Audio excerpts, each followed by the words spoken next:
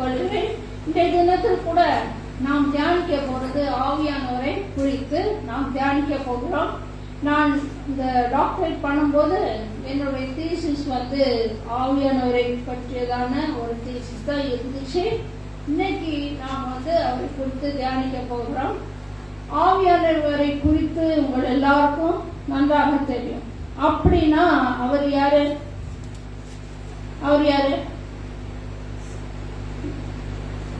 Theology படிச்சவங்களுக்கு தெரியும் அவர் யாரு. மெட்டில்டா சிஸ்டருக்கு தெரியும், ஏஎஸ்பி அங்களுக்கு தெரியும், மேசி ஆண்டிக்கு தெரியும். அவர் யார் அப்படின்னு நாம் பார்க்க போறோம். பிதாவாகிய தேவனுடனும் கிறிஸ்துவாகிய குமாரனாகிய இயேசு கிறிஸ்துவுடனும் கூட அவர் பரிசுத்த திருத்துவத்தில் மூன்றாவது நபராக பரிசுத்தாவி காணப்படுகிறார். இந்த பிதாவுக்கும் குமாரனாகிய இயேசு கிறிஸ்துவுக்கும் அவர் சமனாக ஈக்குவலாக காணப்படுகிறாரு. அவர் ஆவியானவர் தெய்வீக தன்மை கொண்டவர். அவர் இந்த உலகத்தின் மக்களிடத்தில் விசுவாசிகளிடத்தில் அவர் வல்லமையையும்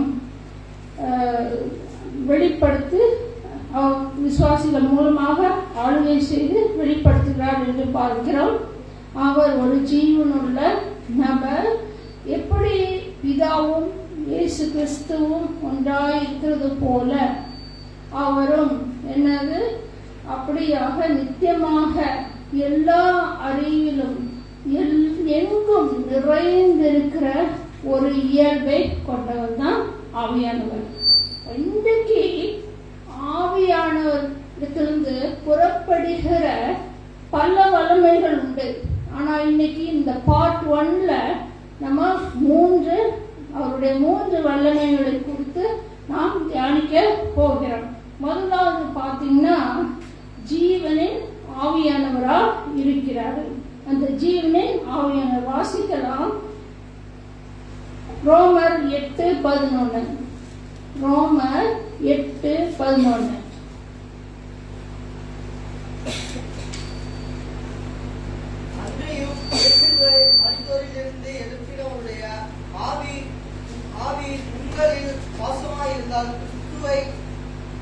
கிறிஸ்துவை மரித்தோரிலிருந்து எழுப்பினவர் உங்களில் வாசமாயிருக்கிற தம்முடைய ஆவியினாலே சாவுக்கு ஏதுவான உங்கள் சரீரங்களையும் உயிர்ப்பிப்பார்.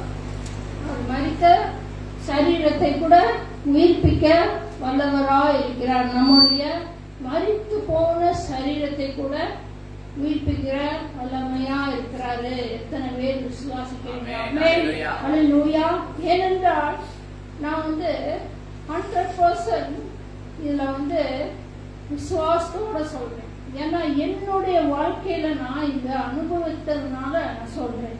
கேன்சர் வியாதியில ஒரு சமயம் பாத்தீங்கன்னா நான் மரித்து போனேன். என்னுடைய டேடியோட காலத்திலே என்னாச்சு, மரித்து போனேன். அந்த ஹாஸ்பிட்டல்ல வச்சே மரித்து போனேன். நீ என் ஜீவன் அவ்வளவுதான் நினைச்சாங்க. ஆனா சில நிமிடம் கழித்து எனக்கு அந்த ஜீவன் வந்தது. மரித்து போன சரீரத்துக்குள்ளாக ஜீவன் வந்தது. இந்த ஜீவனை கொடுத்தது யாரு?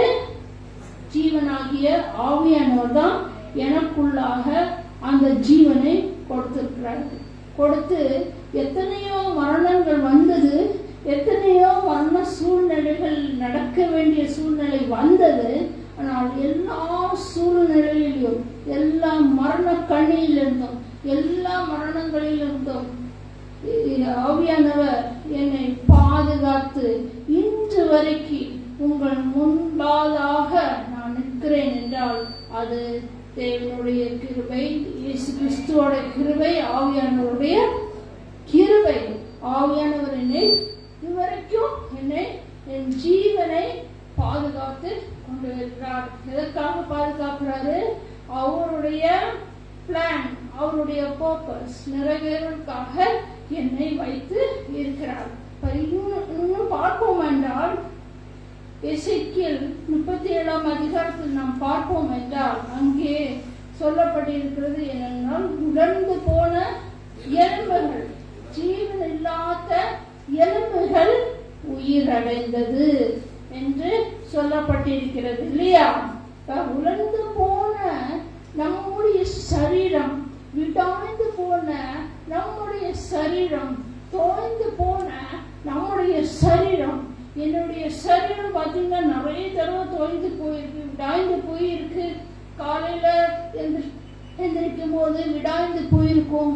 ஆனா அப்படியே அவரை துதிச்சு அப்போ இருக்கும்போது அடுத்த செகண்ட்ல என்ன ஆகுது? அந்த விடாய்ந்து போன தோய்ந்து போன என்னுடைய சரீரம் உயிர் அடையுது. எப்படி அந்த உலர்ந்து போன எலும்புகள் உயிரடைந்ததோ அதே மாதிரிதான் என்னுடைய சரீரத்துல பலவீனங்கள் இருந்தாலும் ஆண்டவர் என்னை உயிர்ப்பித்து இதுவரைக்கும் நடத்துகிற ஜீவன் உள்ள ஆவியானவராய் இருக்கிறார். அதனால்தான் அவரு ஜீவனை கொடுக்கும் ஆவியானவராய் நமக்குள் இருக்கிறார். வாசிக்கலாம். ரோமர் 8:9.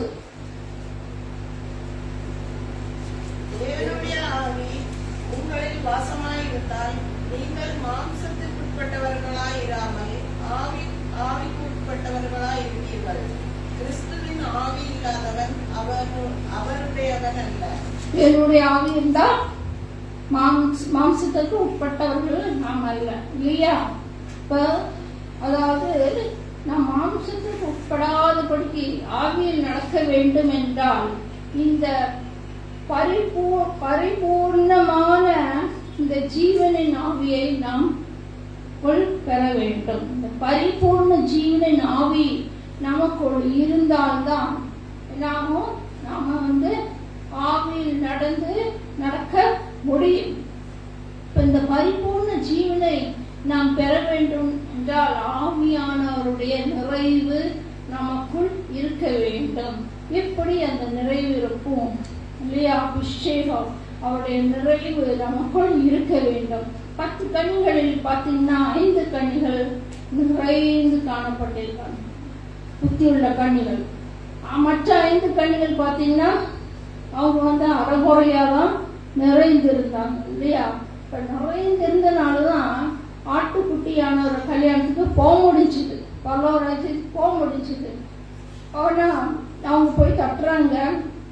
புத்தி இல்லாத அந்த கண்ணிகள் போய் தட்டுறாங்க. ஆண்டவர் திறந்தாரா? இரக்கம் பாராட்டினாரா? பாராட்டல. ஏன் இந்த புத்தி உள்ள கண்ணிகள் அவங்க புத்தி இல்லாத கண்ணிகள் உங்கள்கிட்ட கேட்கும் போது எனக்கு கொஞ்சம் என்ன தாங்கன்னு சொல்லும் போது ஏன் கொடுக்கல? கொடுத்துருக்கலாமே, ஏன் கொடுக்கல? ஏன்னா அவர்கள் பெற்ற அபிஷேகம் மற்றவங்களுக்கு ஷேர் பண்ண முடியாது, கொடுக்க முடியாது. நீங்கள் பெற்ற ரட்சிப்பை மற்றவங்களுக்கு கொடுக்க முடியுமா? கொடுக்க முடியாது. ஆனா அவர்கள் நமக்காக நம்ம ஜெபம் பண்றோம், அவங்க ரட்சிக்கப்படணும்னு ஜெபம் பண்ணலாம். ஆனா அவங்களாவே ஜெபிச்சு பெற்றுக்கொண்டாதான் அந்த ரட்சிப்பையும் அபிஷேகத்தை நிறைவை பெற்றுக்கொள்ள முடியும். அது போலதான் ஷேர் பண்ண முடியாது. ஆனாலும் 2வது பாயிண்ட் பார்க்கலாம். அவருக்குரிய ஜீவிதத்தில் பார்த்தீங்கன்னா அந்த புத்தியுள்ள கண்ணிகள் கொஞ்சம் இரக்கம் பாராட்டி இருந்தால், இரக்கம் பாராட்டி கொஞ்சம் என்ன கொஞ்சோ பாவம் இவங்க நரகத்து போயிடக்கூடாதே அப்படின்னு சொல்லி கொஞ்சம் எண்ணெயை கொடுத்திருந்தா என்ன ஆயிருக்கும்? 2 பேருமே போய் சேர்ந்திருக்க மாட்டாங்க. அவங்க இரக்கம் பாராட்டல, பாவம் பாராட்டல. ஐயோ பாவமாச்சே, இவங்க போயிடுவாங்களே, இவங்க நரகத்துக்கு போயிடுவாங்களேன்னு இரக்கம் பாராட்டல, பாவமா பார்க்கல. அதே மாதிரிதான் நம்முடைய வாழ்க்கையிலும் சில காரியங்களுக்கு எல்லாவற்றுக்கும் நாம் என்ன செய்யக்கூடாது? எல்லாரையும் பார்த்து என் பாவம், ஐயோ பாவமா இருக்காங்க, எனக்கு இப்படி செய்யணுமே அப்படி செய்யணுமே, இவனை எப்படியாவது ரட்சிக்கணுமே நீ வந்து அந்த ஆத்மாவை கூட்டிட்டு வந்து நீ ரட்சிக்கப்படணும் வா அப்படின்னு சொல்லி கூப்பிட்டா அவன் ரட்சிக்கப்பட மாட்டான், படமாட்டான். இன்னும் ஒன்னேதான் கெடுப்பான், உன்னுடைய ஆத்மா தான் கெடுக்கும். அதுக்கு பதிலாக நீ ஜெபத்துல வைக்கும் போது என்ன ஆகும்? ஆண்டவர் கிரியை செய்வார். இது அநேகருக்கு, சிலவங்களுக்கு புத்தி இல்லாத கண்ணியை போல தெரியாமல் அறியாமல் இருக்கிறார்கள். நாம் அப்படி இருக்கக்கூடாது. ஏன்னா வேத வசனம் அழகாக சொல்லுகிறது. 2 கொரிந்தியர் 6:14-15 வாசிக்கலாம். அந்நிய நுகத்திலே அவிசுவாசிகளுடன் இணைக்கப்படாதிருப்பீர்களாக, நீதிக்கும் விசுவாசி அந்நிய நுகத்திலே அவிசுவாசிகளுடன் பிணைக்கப்படாதிருப்பீர்களாக, நீதிக்கும் அநீதிக்கும் சம்பந்தம் ஏது? ஒளிக்கும் இருளுக்கும் ஐக்கியம் ஏது? கிறிஸ்துவுக்கும் பேலியாளுக்கும் இசைவேது? அவிசுவாசிகளுடனே விசுவாசிக்கும் பங்கேது?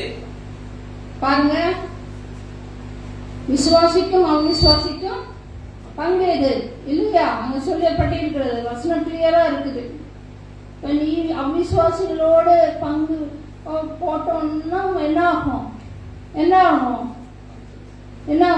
இருக்கிற உங்க எண்ணெயும் என்ன ஆகும்? தீர்ந்து போய் ஆண்டவருடைய ராஜ்யத்துக்கு போக முடியாம அவங்களோட சேர்ந்து வாழ வேண்டியதாயிரும். அதனால நம்ம ஜாக்கிரதை உள்ளவர்களாக இருக்க வேண்டும். அந்த ஜீவனின் ஆவியோட நிறைவு நமக்குள் இருக்குமானால் நாம் ஜாக்கிரதை உள்ளவர்களாக இருக்க முடியும். ஆமென், அல்லேலூயா. இன்னொரு சம்பவத்தை குறித்து பார்க்கலாம். பவுல் அப்போஸ்தலன் பார்த்தீங்கன்னா, பவுலும் பர்னபாவும் ஊழியத்துக்கு போனாங்க.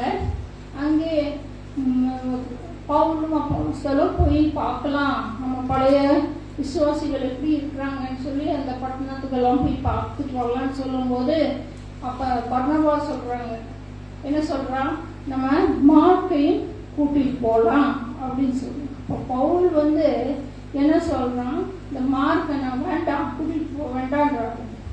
கூட்டிட்டு போகணும். ஏன்னா முந்தின ஊழியத்துல அவன் நம்மோடு சரியா வரல, பிரிவினை உண்டானது. இன்னும் நம்ம கூட்டிட்டு போனா பிரிவினை உண்டாகும், ஊழியத்துக்கு இடைஞ்சல் உண்டாகும். அதனால வேண்டான்னு சொல்லி அங்கே அப்ப பவுலுக்கும் பர்னபாவுக்கும் கோபம் வந்து பிரிறாங்க இல்லையா? அப்ப உடனே சேர்ந்து செய்யும் போது அங்க என்ன ஆகும்? இடைஞ்சல் வரும், பல சமாதான கேடுகள் வரும். இந்த கேடுகள் வந்து வரக்கூடாது, இடைஞ்சல் வரக்கூடாது ஊழியத்துல அப்படின்னு சொல்லிதான் பவுல் என்ன செய்யறாங்க, பிரிந்து போகிற ஒரு சூழ்நிலை அங்கே ஏற்படுகிறது.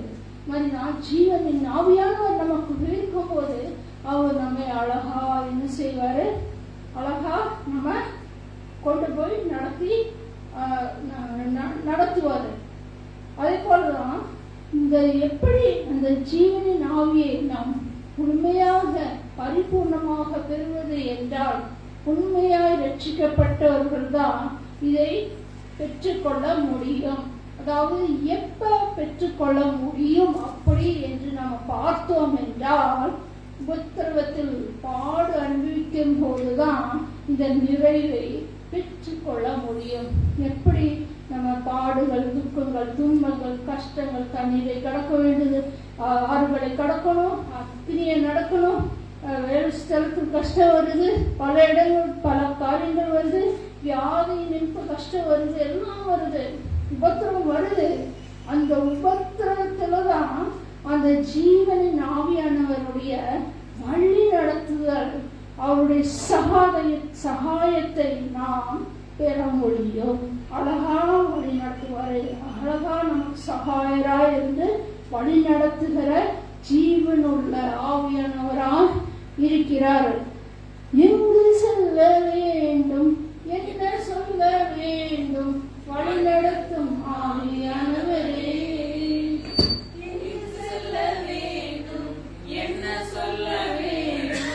வழி நடத்தும் ஆவியானவரே, உன் விருப்பமே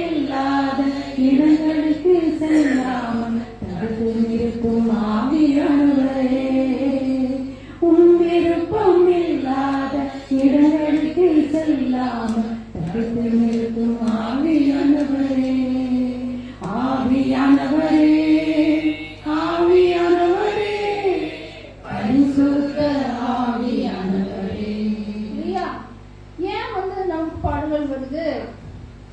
ஏன் வருது?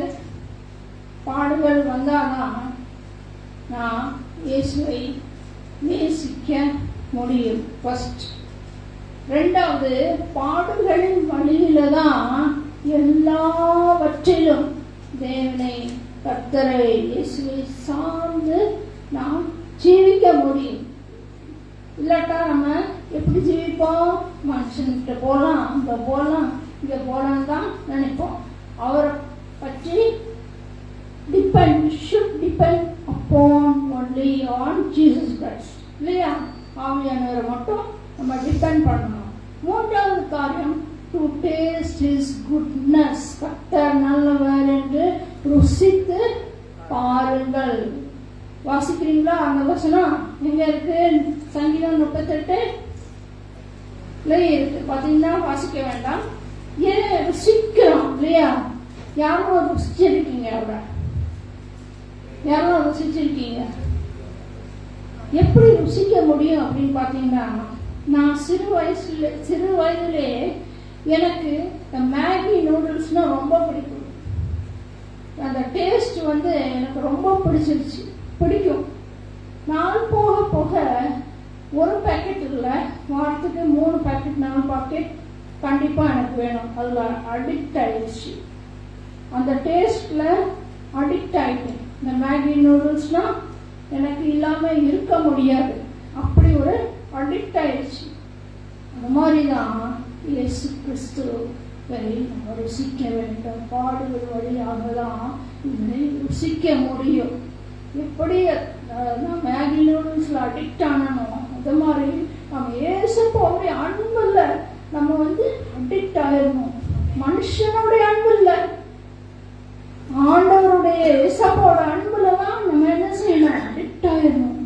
ருசிச்சுட்டீங்கன்னு வைங்க, அதுக்கப்புறம் அந்த அன்பை விட்டு நீங்க மாற மாட்டீங்க. பவுல் அப்போஸ்தலன் ரோமர் 8 சொல்றான். கடைசி வசனம் வாசிக்கலாம். உயர்வானாலும் தாழ்வானாலும் வேறெந்த சிருஷ்டியானாலும் நம்முடைய கர்த்தராகிய இயேசு கிறிஸ்துவில் உள்ள தேவனுடைய அன்பை விட்டு நம்மை பிரிக்க மாட்டாது என்று நிச்சயித்திருக்கிறேன். முடியாது. அந்த ருசியை நீங்க ருசிச்சாதான் அவருடைய அன்பிலிருந்து எந்த சூழ்நிலையிலும், எந்த கஷ்டத்திலும், எந்த துன்பத்திலும், மரணமானாலும் சரி, மரணம் வந்தாலும் சரி, நீங்க என்ன செய்ய மாட்டீங்க? பிரிய மாட்டீங்க. அவருடைய அன்பை ருசிக்கணும். அவர் செய்த காரியங்கள் ஒவ்வொன்றையும் நம்ம ருசிக்கும் போதுதான் அவரை விட்டு நம்ம என்ன செய்ய முடியும்? பிரிக்க முடியாது. 4வது காரியம் பாத்தீங்கன்னா, ஏன் சோதனை வழியில் வருதுன்னு பாத்தீங்கன்னா, அவருக்குள்ளாக நாம் வளர, அவருக்குள்ளாக நாம் அனுதினமும் பாடுகள் வந்ததிலும் அவரை என்ன செய்யணும்? வளரணும் இல்லையா? நம்ம வளர்ந்தாதான் என்ன ஆகும்? அந்த ஜீவனின் நிறைவு பெற்றுக்கொள்ள முடியும். பரிபூர்ண நிறைவு நாம் பெற்றுக்கொள்ள, வளர வளரதான் பெற்றுக்கொள்ள முடியும். அந்த ஜீவனின் நிறைவு நம்ம பெற்றுக்கொண்டால்தான் பரலோக ராஜ்யத்துக்கு தகுதி பெற முடியும். ஆமென், அல்லேலூயா. 2வது காரியம் பாத்தீங்கன்னா, அவர் சத்திய ஆவியானவர், சத்திய ஆவியானவராக இருக்கிறார். வாசிக்கலாம் வசனம். யோவான் 16:13. யோவான் 16. சத்திய ஆவியாகிய அவர் வரும்போது சகல சத்தியத்திற்குள்ளும் உங்களை நடத்துவார். அவர் தம்முடைய சுயமாய் பேசாமல் தாம் கேள்விப்பட்டவைகள் யாவையும் சொல்லி வரப்போகிற காரியங்களை உங்களுக்கு அறிவிப்பார். சரி, தேவனுடைய வசனமே சத்தியம் இல்லையா? சத்திய வசனம் நமக்கு தியானிக்க அதன் ரகசியத்தை கற்றுக் கொடுக்கிறது யாரு? ஆவியானவர். பைபிள் வாசிக்கிறீங்க, அன்றண்டு நாள் டெய்லி பைபிள் வாசிக்கிறீங்களா? இல்ல வாசிக்கிறீங்களா? வாசிக்கும் போது அன்றன்றுள்ள நாளுக்கு அன்றன்றுள்ள அப்போன்னு சொல்லுவாங்க. அன்றன்று உள்ள அப்போ டெய்லி சாப்பிட்றோம் இல்லையா? அது போலதான் வசனம் அன்றன்றைக்கு நாம் கிடைக்கணும். எப்படி கிடைக்கும்? நம்ம தியானித்து அப்படியே வாசிச்சுட்டு வரும்போது ஒரு வசனம் என்ன ஆகும்? நம்மை தொடும்போது என்ன ஆகும்? உணர்த்தும். இது உணர்த்தும் போது என்ன ஆகும்? இது அதன் ரகசியத்தை யார் கற்றுக் கொடுக்கிறாரு? ஆவியானவர் நமக்கு அழகாய் கற்று கொடுக்கிற ஆவியானவராய் இருக்கிறாரு இல்லையா? அவர் நம்மை வசனத்தின் மூலமாக வெளிச்சத்தில் நம்மை வழி நடத்துகிற ஆவியானவராக காணப்படுகிறாரு. அவர் சகல சத்தியத்தின் வழியிலே நம்மை நடத்துகிற ஆவியானவராக இருக்கிறாரு. இயேசு கிறிஸ்து பிலாத்துவிடம் சொல்லும் போது, நான் ராஜாதான், நான் சத்தியத்தை குறித்து சாட்சி கொடுக்க வந்தேன், இதற்காகவே இந்த உலகத்துல பிறந்தேன் என்று சொல்கிறத பார்க்கிறோம். சத்தியவான் எவனும் என் சத்தத்தை கேட்கிறான் என்றார் என்று சொல்கிறத அங்க பார்க்கிறோம். வாசிக்கலாம். யோவான் 4:17. 14:17 யோவான்.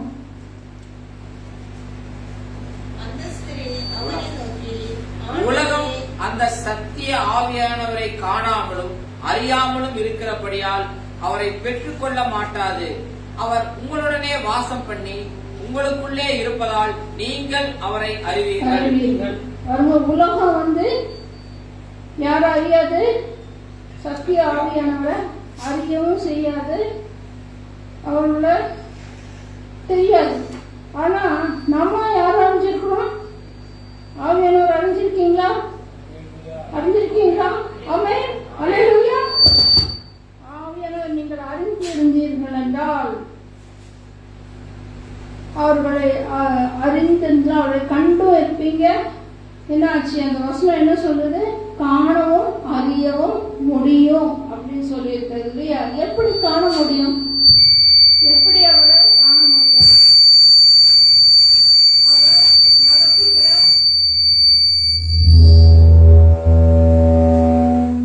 அவர் நடப்பிக்கிற அதிசயம் மூலமாக அவரை காண முடியும். எப்படி அந்த அதிசயத்தை நாம் காண்கிறோம் அப்படின்னு பார்த்தா, ஒரு சம்பவம் பார்த்தீங்கன்னா ஆக்ட்ஸ் சாப்டர் 3 verse, அப்போஸ்தலர் நடவடிக்கைகள் 3ஆம் அதிகாரத்தில் பார்த்தீங்கன்னா 9ஆம் மணி நேரத்தில் ஜெப ஆலயத்துக்கு யாரும் போறாங்க? பேதுருவும் யாக்கோபும் அங்க போகிறத பார்க்கிறோம். அந்த ஜெப ஆலயத்துக்கு போகும்போது ஒரு சப்பானி அங்கே இருக்கிறது. பிறப்பிலே ஒரு சப்பானி அங்கே இருந்து ஏதாவது பைசா கிடைக்குமா, ஏதாவது காசு கிடைக்குமா என்று அமர்ந்ததுதான். பேதுரும் யோவானும் அங்க போகும்போது, யாக்கோபா யோவானா போகும்போது அங்க கேட்கிறான் அவங்கள பார்த்து, ஏதாவது கிடைக்குமோ அப்படின்னு சொல்லி. அப்போ ஒன்னு பேதுரு என்ன சொல்றாரு? வெள்ளியும் பொண்ணும் என்கிட்ட இல்லை, என்கிட்ட இருக்கிறத உனக்கு தரேன். என்னது? என்கிட்ட இருக்கிற ஆவியானவர பலத்தை உனக்கு தரேன்னு சொல்லி பைய பிடிச்சி எடுப்புனா அவனுடைய சப்பானி எல்லாம் என்னாச்சு? விடுதலையாச்சு இல்லையா? விடுதலை ஆயிடுச்சு. இது நம்ம காண்கிறோம் இல்லையா? அது மாதிரி நம்முடைய வாழ்க்கையிலும் இப்படிப்பட்ட அதிசயத்தை காண்கிறோமா? காண்கிறோம். என்னுடைய வாழ்க்கையில நான் கண்டிருக்கேன். அது மாதிரி நம்ம காணணும். அவர் நமக்கு செய்கிற அதிசயத்தை நம்ம காண வேண்டும். அடுத்தது பார்த்தீங்கன்னா அறிய வேண்டும். அறிய வேண்டும் என்று சொல்லப்பட்டிருக்கிறது. நம் உள்ளத்தில் வாசம் செய்கிறார்கள் இல்லையா? நம்ம உள்ளத்துல வாசம் செய்கிறதை நாம் அறிந்திருக்கிறோம், உணர்ந்திருக்கிறோம் இல்லையா? அறிந்திருக்கிறோமா இல்லையா? உணர்ந்திருக்கிறோம் இல்லையா? அவர் நம் உள்ளத்தில் வாசம் செய்கிறதை நம்ம நன்றாக அறிந்து இருக்கிறோம். அதாவது இது எப்படி நம்ம அறிந்திருக்கிறோம் அப்படின்னு பார்த்தோம் என்றால், பேதுரு அப்போஸ்தலர் நடவடிக்கைகள் பார்த்தீங்கன்னா, அவன் ஜெபிக்கும் போது ஒரு மிஷன் பார்க்குறான்.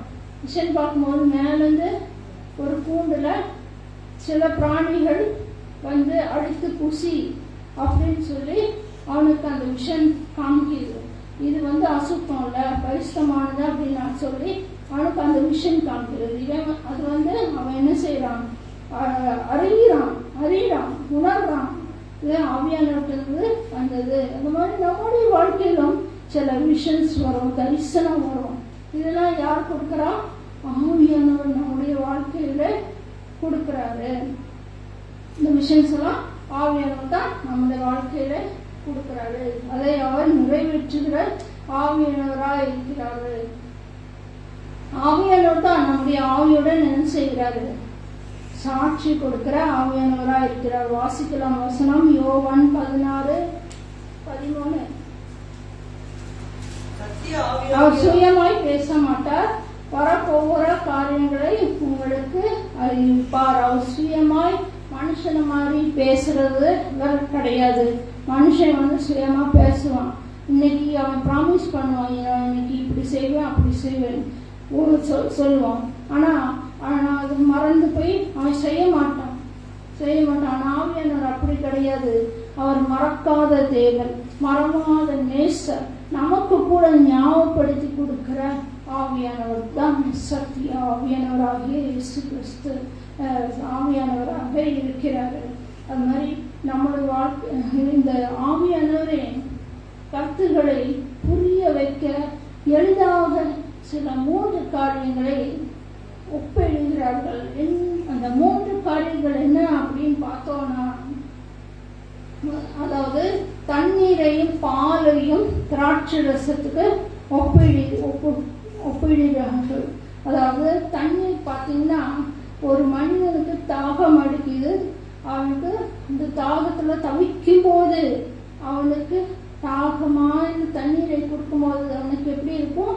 சரீரம் புத்துணர்ச்சி அடையும். அதுபோலதான் நம்முடைய வாழ்க்கையிலும் வசனத்தை கிடைத்தவுடன் என்ன ஆகும்? நமக்கு வாழ்க்கையில புத்துணர்ச்சி அடையுதா? வசனம் செய்தி கேட்கிறோம், செய்தியிலேருந்து ஒரு வசனம் கிடைக்குது. இல்லாட்ட நம்ம பைபிள் படிக்கிறோம், பைபிள்லேருந்து வசனம் கிடைக்குது. ஏதோ ஒரு வழியில வசனம் நமக்குள்ளாக எப்படி அந்த தாகமான தண்ணீர் அந்த மனிதனுக்கு புத்துணர்ச்சி கொடுக்கறது போல இந்த வசனமும் என்னது? நமக்கு புத்துணர்ச்சியை கொடுக்கிறது. 2வது காரியம் பார்த்தீங்கன்னா பால் பார்த்தீங்கன்னா சிறு பிள்ளைகள் பலமாக வளர்றதுக்கு பாலை கொடுப்பாங்க இல்லையா? அது மாதிரிதான் நாமும் பலமாக ஆவியானவருடன், இயேசு கிறிஸ்துவுடன், பிதாவுடன், ஆவியானவருடன் ஐக்கியம் படணும்னா பாலாகிய வசனத்தை குடிக்க வேண்டும். குடிக்கும் போதுதான் நம்ம என்ன செய்ய வேண்டும்? அவர்களுடன் வளர முடியும். திராட்சை ரசம் 3வது பாயிண்ட் பார்த்தீங்கன்னா, திராட்சை ரசம் ஒப்பிடுகிறார்கள். ஏனென்றால் இந்த திராட்சை ரசம் மக்களை சந்தோஷிப்பிக்கும். திராட்சை ரசம் வாசிங்க, சங்கீதம் 104:15. சங்கீதம் 104:15.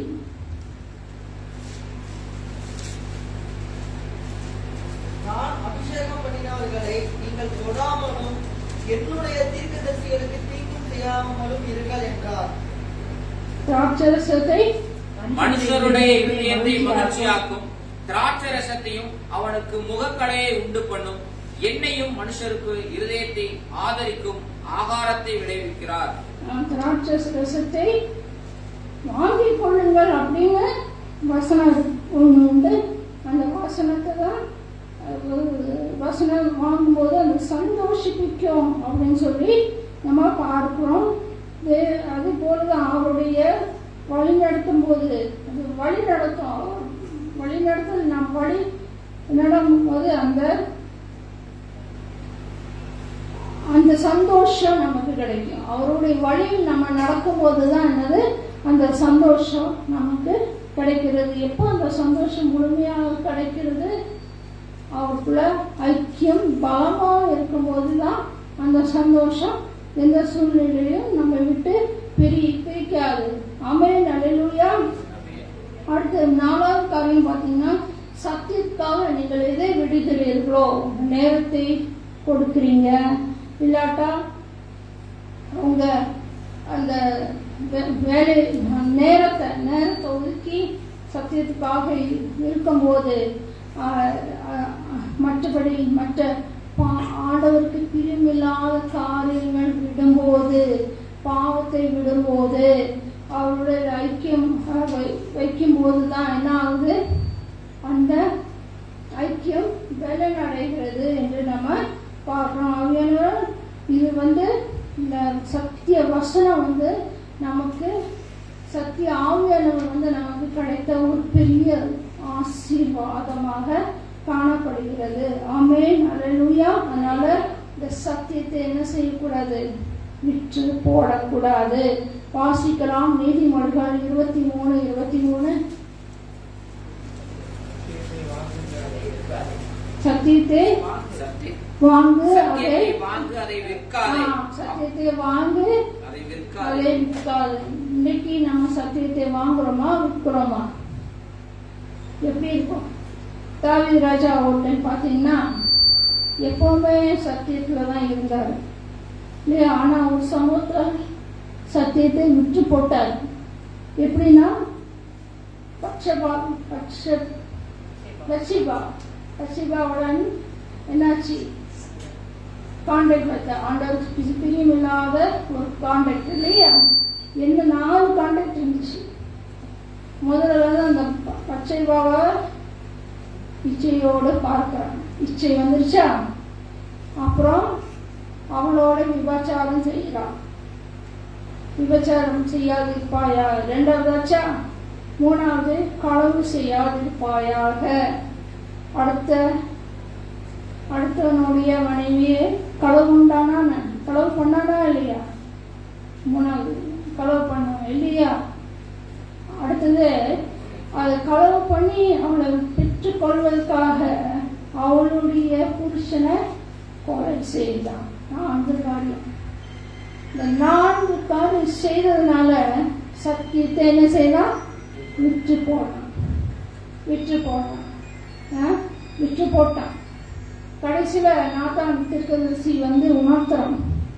உணர்த்தும் போது அவன் உணர்வு அடைகிறான். ஐயோ, நான் செய்தது பாவம். அது செய்த பாவம் வரைக்கும் ஆண்டவர் அவனுக்கு இறங்கல. எப்போ அந்த பாவத்தை உணர்றானோ அப்பதான் அவன் ஆண்டவர் அவனுக்கு இறங்குறாரு. சும்மா இறங்கல, பனிஷ்மெண்ட் கொடுத்துதான் இறங்கினாரு. பனிஷ்மெண்ட் கொடுக்காமலே இறங்கிடுவாரா? சத்தியத்தை நீ விட்டு போட்டு எனக்கு இறங்கும் தேவா கர்த்தரே, நான் செய்யறது பாவம் தான் அப்படின்னு சொல்லி பாவத்தை மன்னிச்சிட்டேன் அப்படின்னு சொல்லிடுவாரா? பனிஷ்மெண்ட் உண்டு. பனிஷ்மெண்டோட தான் அவர் இரக்கம் செய்கிற தேவனா இருக்கிறார் இல்லையா? யாருக்கு இறங்கம் செய்வேனோ அவருக்கு தான் இறக்கம் செய்வேன்னு சொல்லியிருக்கிறாரு. ஏன் அப்படின்னா உண்மையான தேவனுடைய பிள்ளைகளுக்கு தான் இறக்கம் செய்வார்.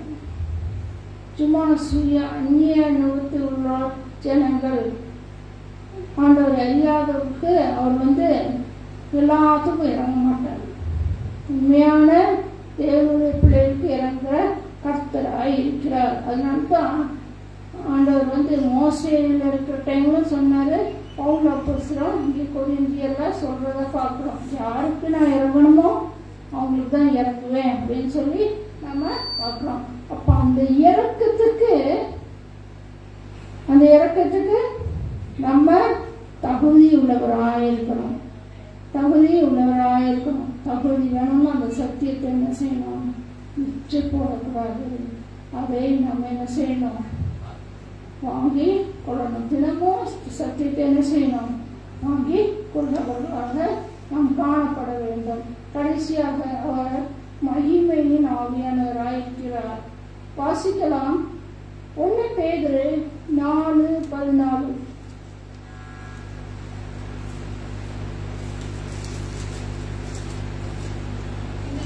நாமத்தின் நிமித்தம் நிந்திக்கப்பட்டால் வாக்கியவான்கள், ஏனென்றால் தேவனுடைய ஆவியாகிய மகிமுள்ள ஆவியானவர் உங்கள் மேல் தங்கியிருக்கிறார். அவர்களாலே தூஷிக்கப்படுகிறார், உங்களாலே மகிமைப்படுகிறார்.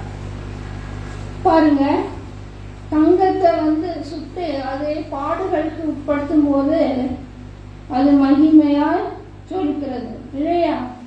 அந்த மாதிரிதான் நாமும் பாடுகளுக்கு உட்படுத்தும் போதுதான் நாமும் மகிமையாக ஜொலிக்க முடியும்.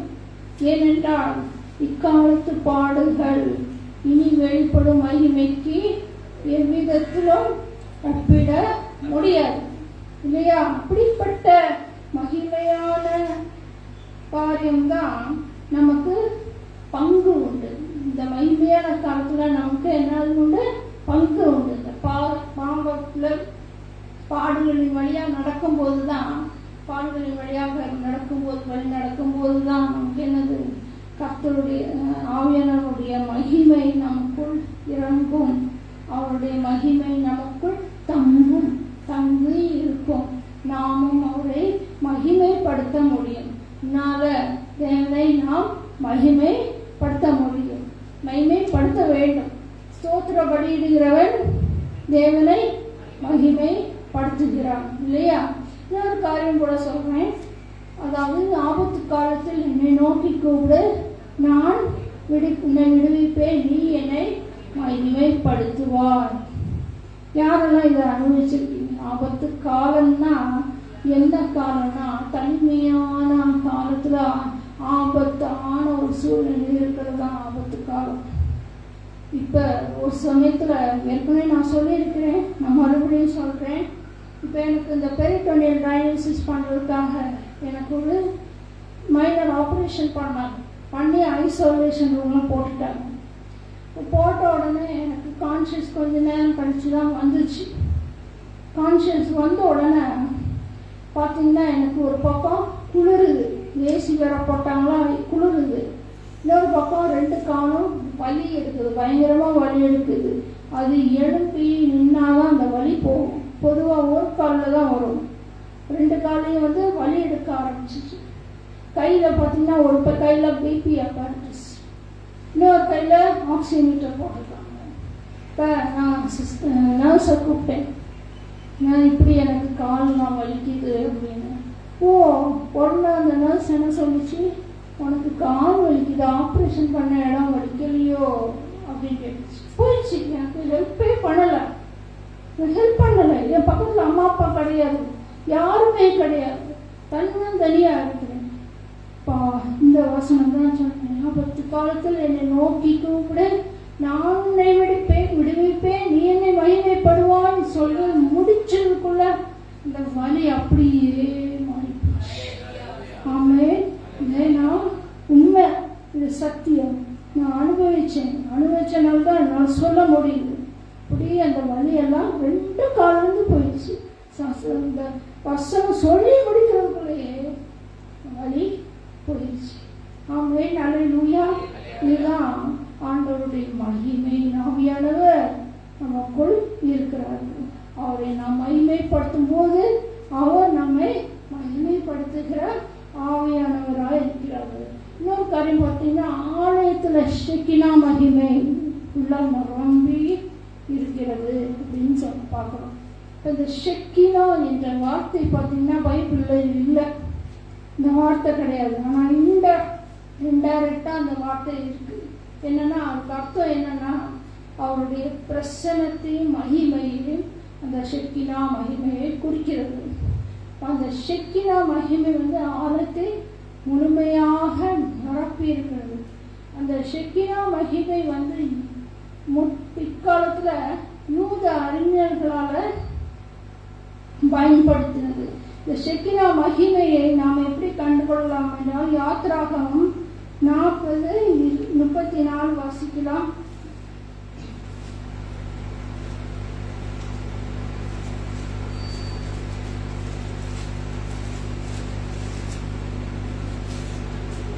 அப்பொழுது ஒரு மேகம் ஆசரிப்பு கூடாரத்தை மூடினது, கர்த்தருடைய மகிமை வாசஸ்தலத்தை நிரப்பிற்று. அடுத்து வந்து 2 நாளாகமம் 7:1.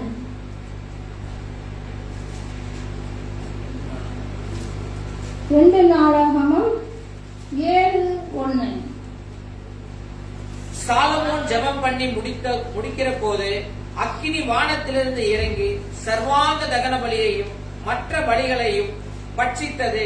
கர்த்தருடைய மகிமை ஆலயத்தை நிரப்பிற்று. கர்த்தருடைய மகிமை ஆலயத்தில் இறங்குறது தான் ஷெக்கினா மகிமை. பாத்தீங்கன்னா யோவான் 1:14 கூட வாசிக்கலாம்.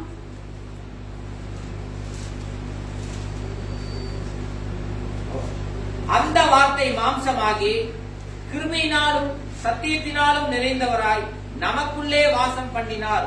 அவருடைய மகிமையை கண்டோம். அது பிதாவுக்கு ஒரே பேரானவருடைய மகிமைக்கு ஏற்ற மகிமையை மகிமையாக கண்டோம் என்று நாங்க சொல்றதா பார்க்கிறோம் இல்லையா? இப்போதுதான் நாம் இந்த ஆலயத்தில் எப்படி இந்த ஷெக்கினா மகிமை நிறைந்து இருக்கிறதோ நம்முடைய ஆலயத்துல இந்த மகிமை நிரம்பி இருக்கணும். ஆமென். இந்த ஆலயத்தில் நிரம்பி இருக்கும்போதுதான் என்ன ஆகுது? நம் பிரகாசிக்க முடியும். அது மாதிரி தான் அந்த மகிமை நம்மேல் இறங்கும்படி நம்ம என்ன செய்யணும்? அனுதினமும் ஜெபிக்கணும். ஜெபிக்கும் போதுதான் அந்த மகிமை நமக்குள்ளாக, பிரசன்னம் நமக்குள்ளாக இறங்கும் இல்லையா? ஜெபிக்கும் போதுதான் அது இறங்கும். இப்படிப்பட்ட 3 காரியங்கள் நம்ம இன்னைக்கு பார்த்தோம். ஜீவனின் ஆவியானவர், சத்தியத்தின் ஆவியானவர், மகிமையின் ஆவியானவரை பார்த்தோம். இப்படி இந்த 3 காரியங்களும் இந்த பார்ட் 1ல பார்த்தோம். மற்ற காரியங்கள் இயேசுவுக்கு சித்தமாயிருந்தால் பார்ட் 2ல பார்க்கலாம். இப்படி இந்த ஆவியானவரை நாம் முழுமையாக பெற்று நாம் வாழும்போதுதான் பரலோக ராஜ்யத்துக்கு நாம் தகுதியாக இருக்க முடியும். ஜெபிக்கலாமா? God bless you.